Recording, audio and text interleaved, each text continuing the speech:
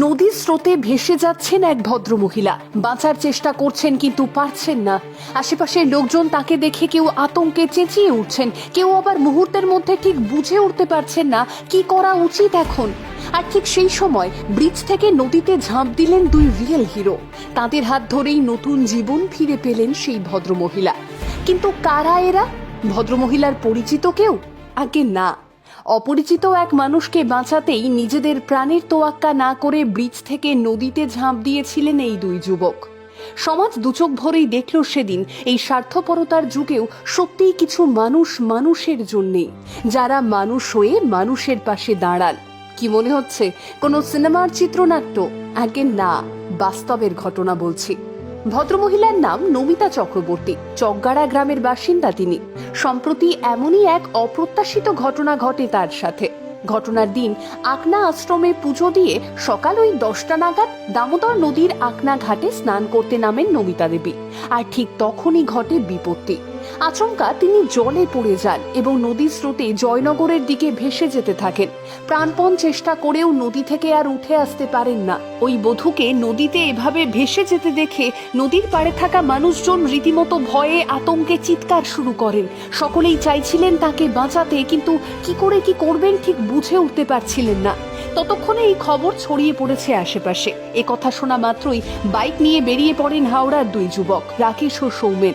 উদ্দেশ্য তাদের একটাই, ওই ভদ্রমহিলাকে উদ্ধার করা।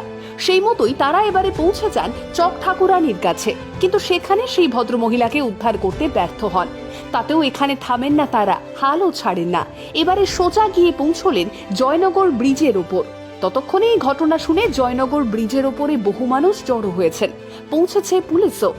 এবারে ওই বধূকে বাঁচাতে ব্রিজের ওপর থেকে 5-6টি দড়ি নদীতে ফেলা হলো। তবে জলের স্রোত তীব্র, এমতাবস্থায় এত দূর থেকে ওই ভদ্রমহিলা ভেসে এসে সেই দড়ি ধরতে পারবেন কিনা তা নিয়ে যথেষ্ট সংশয় তৈরি হয়। আর এই বিষয়টা মাথায় আসতেই আর চুপ করে দাঁড়িয়ে থাকতে পারেননি রাকেশ ও সৌমেন। ভদ্রমহিলা ব্রিজের কাছাকাছি আসতেই সঠিক সময় বুঝে ব্রিজের ওপর থেকে নদীতে এবারে ঝাঁপ দিলেন দুই যুবক।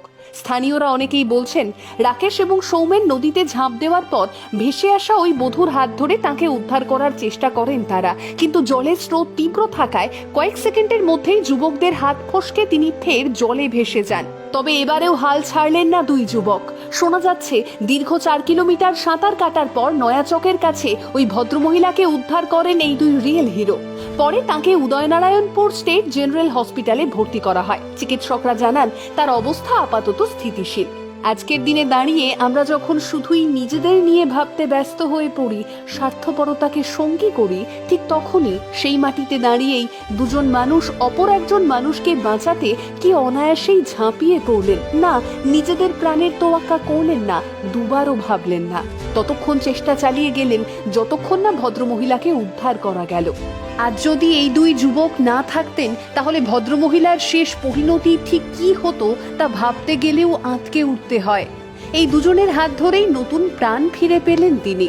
রাকেশ এবং সৌমেনকে কুর্নিশ জানায় দ্য বঙ্গানটোল্ড। আপনাদের মতো মানুষেরা আছেন বলেই আজও পৃথিবীটা এতটা সুন্দর।